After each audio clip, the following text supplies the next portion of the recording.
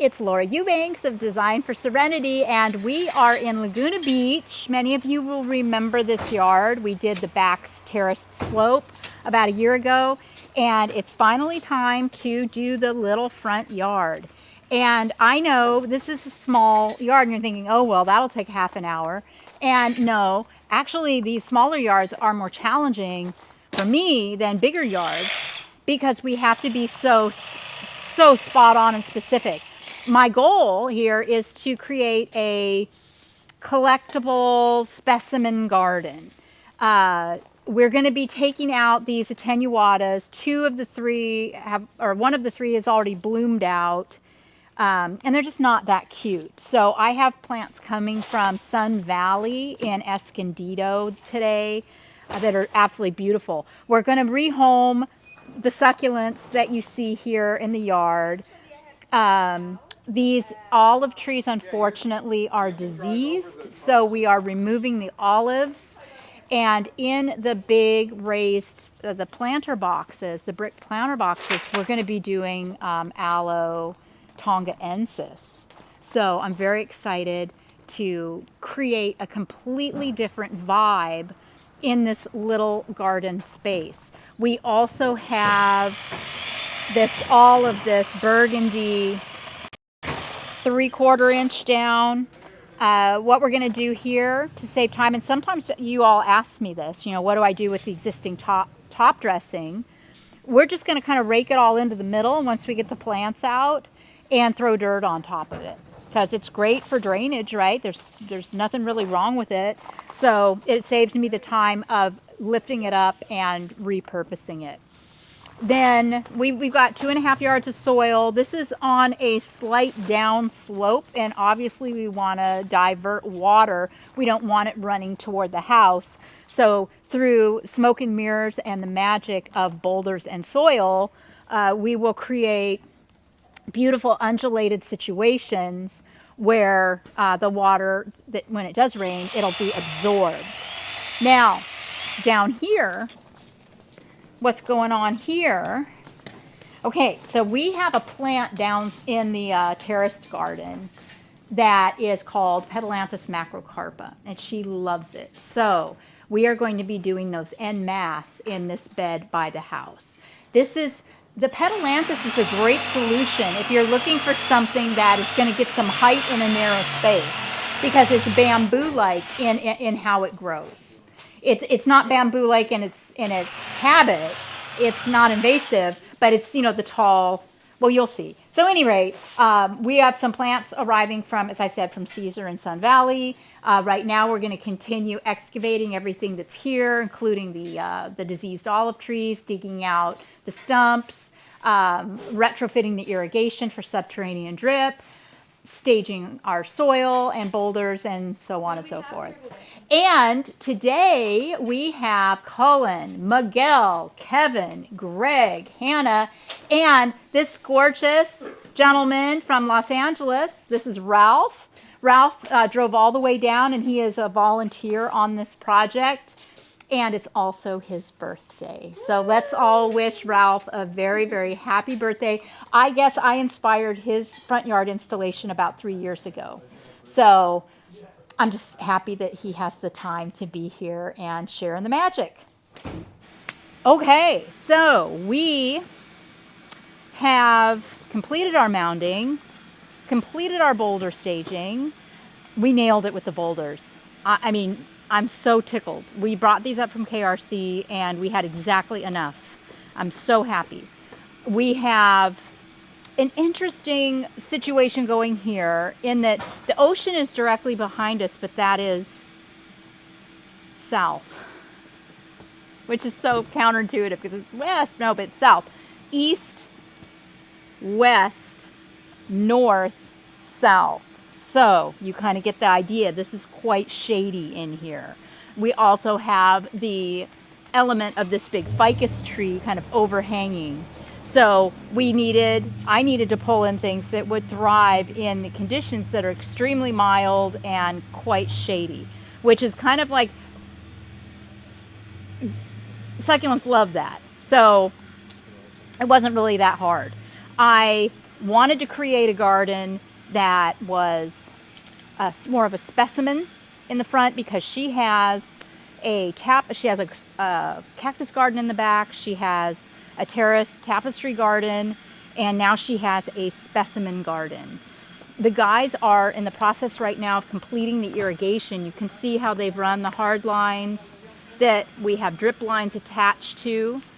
Those go around the plants, and then we trench and bury the lines and staple the lines down. So you can see here, no irrigation lines are showing, and that is the gold standard.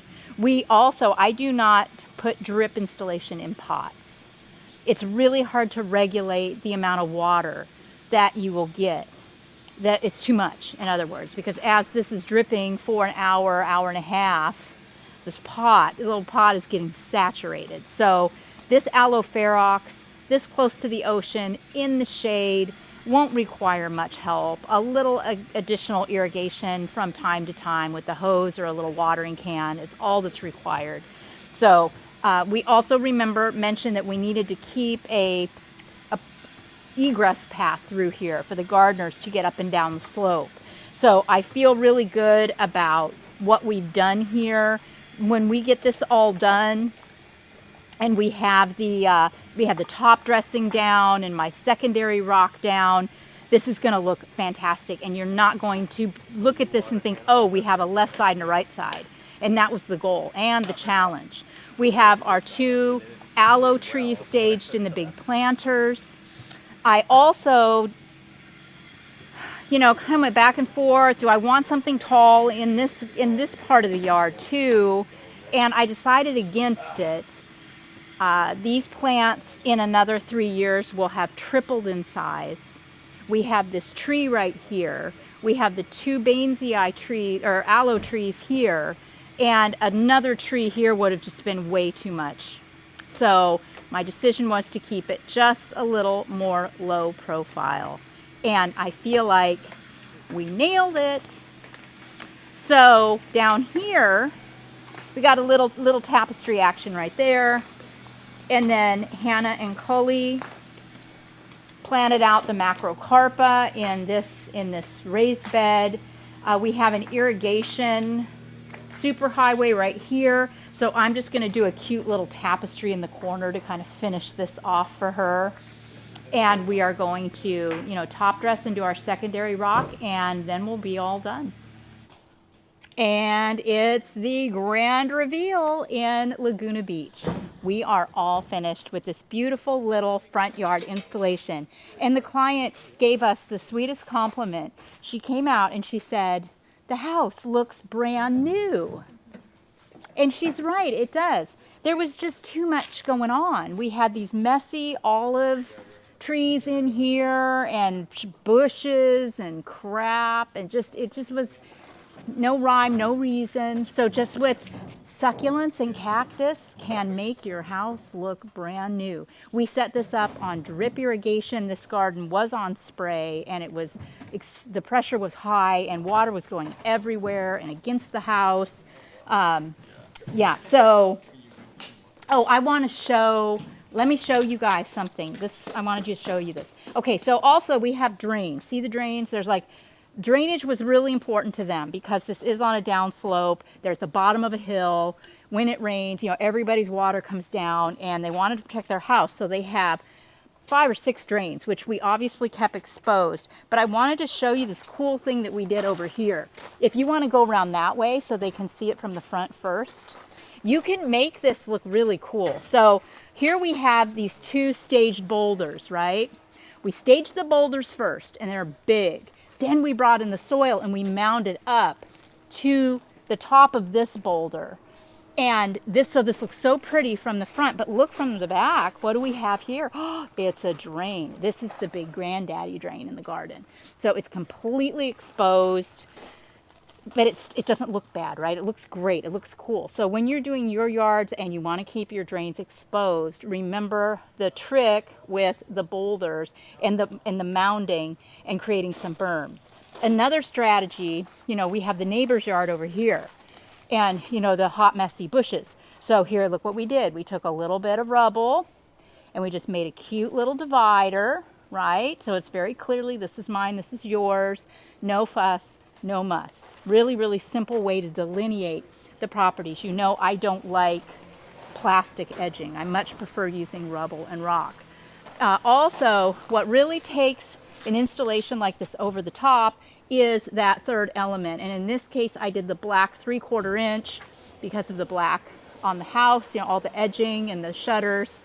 Just that took it from the second element to the third.